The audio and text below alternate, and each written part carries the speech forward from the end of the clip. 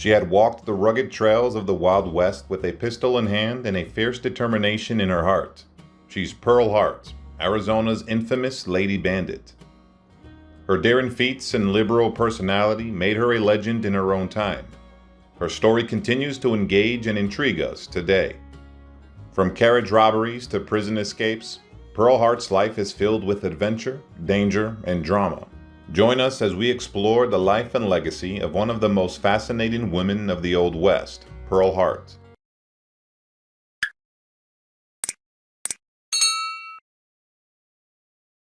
She was born Pearl Taylor of French descent in Lindsay, Ontario, Canada. Pearl grew up in a respectable and educated middle-class family, but her life took a dark turn when she fell deeply in love with a charming gambler named Frederick Hart at the age of 17. Pearl's decision to run away with Hart is a mistake that would haunt her for the rest of her life. Hart is known to be a bartender, but he often squanders his money on gambling, leaving Pearl to fend for himself. Worse still, he was a heavy drinker and often turned violent. Despite the dreams Pearl has of a better life with Hart, the reality is one disappointment after another. In 1893, Pearl and Fred attended the Colombian Exposition in Chicago, Illinois. Fred works as a side gig while Pearl manages to secure some odd jobs. While participating in the exhibition, Pearl was fascinated by the performances of the Wild West and was especially attracted to Annie Oakley, whom she had seen before. She also attended the Women's Gallery, where she heard speeches by famous women, including Julia Ward Howe, a well-known poet and women's activist. Pearl is mesmerized by the legends and heroes of the Wild West and quickly finds the courage to leave her abusive husband behind. She boarded a train to Trinidad, Colorado, where she began singing at a pub. However, her new life was short-lived as she soon discovered that she was pregnant with Frederick's child. Pearl returned to her family in Canada, where she gave birth to a son. Although she has just assumed the role of a mother, Pearl's love of adventure has not faded. She decided to leave her son with her mother and once again headed west, eventually reaching Phoenix, Arizona. However, her expectations of the Wild West were quickly dashed. Instead of being as flashy and glamorous as she had imagined, Pearl found herself working as a chef in a coffee shop and taking on a job doing laundry to make ends meet. Pearl's struggles are not unique. Women in the late 1800s faced significant barriers, both social and economic. Many are forced to rely on male financial support and have few opportunities to pursue their own ambitions. Pearl's turbulent relationship with her estranged husband, Frederick, will take a new turn in 1895. Despite their past troubles, Frederick begs Pearl to return to him and promises to get a stable job. True to his promise, he becomes a manager and bartender at a local hotel. The couple seemed happier this time around, but their beginnings of affluence led to misdeeds.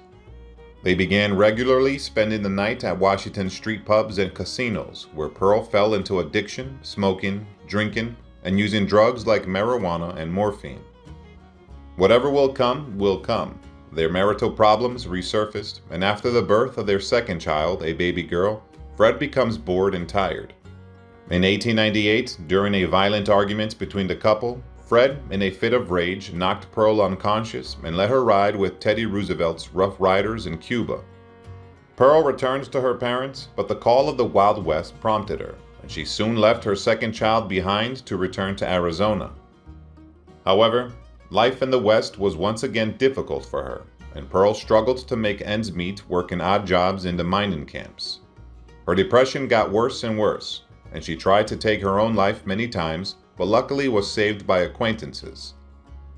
In 1899, Pearl Hart ran into a miner named Joe Boot. She fell into despair after receiving a letter from her brother informing her of her mother's illness and the need for medical treatment. Because of the difficult situation at the time, she turns to Joe for advice. Joe hatches a plan to rob the elderly men. Men would walk into their rooms, seduced by Pearl's promise of romance. Then Joe suddenly knocked him down and stole the money.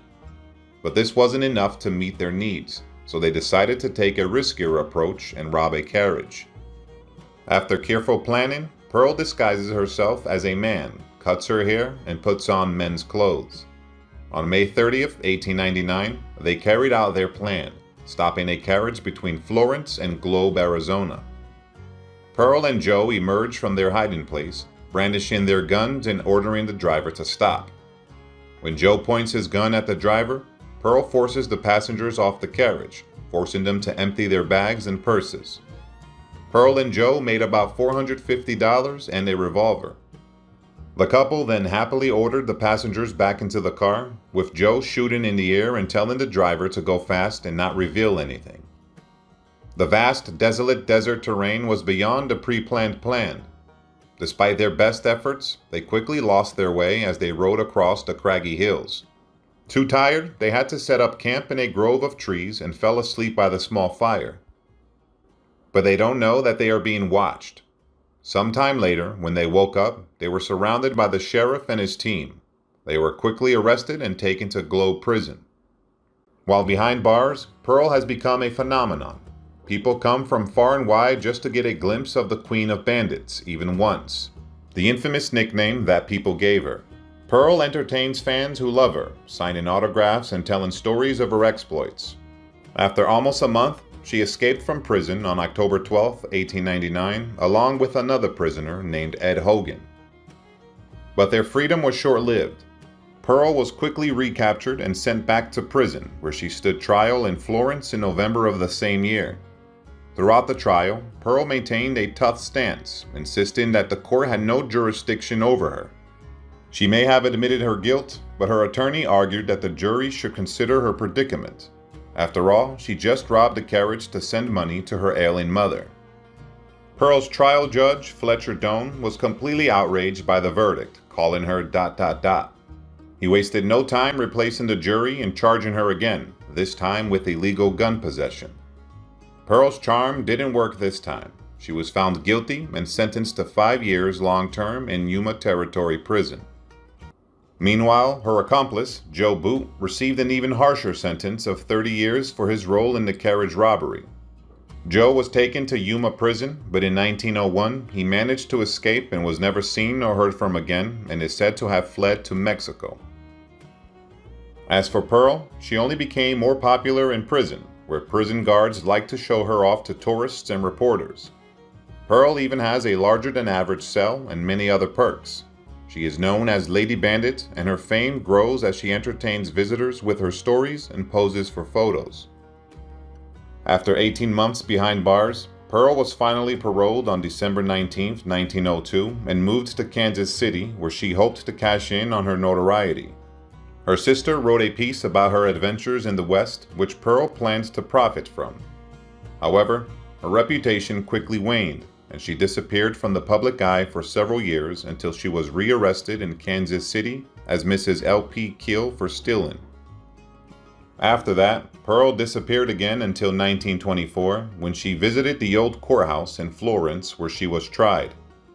There, she greeted a waiter with a smile and said nothing has changed. When he asks who she is, Pearl turns abruptly to the door and exclaims, "Pearl Hart, Bandit." Pearl Hart's life remains a mystery, with conflicting reports about her whereabouts in her later years. According to some historical data, she died in 1925 in Kansas City, where she ran a cigar shop. However, other reports suggested that she lived in San Francisco, California, and died there in 1952. In addition, it is generally believed that Pearl settled with a rancher in Dripping Springs, Arizona, with the name Pearl Bywater, and lived her last days there until her death in 1956. When we think about Pearl Hart's story, we see a woman who defies social norms and lives her own life. Her spirit and resilience have made her a legend. She remains a symbol of rebellion and independence, reminding us to never let anyone stop us from pursuing our dreams. Pearl Hart, Arizona's infamous Lady Bandit, may be gone, but her legacy lives on forever. Please like and share if you find the video content interesting and useful. Don't forget to subscribe to the channel and comment below so as not to miss the upcoming interesting videos. Thanks for watching.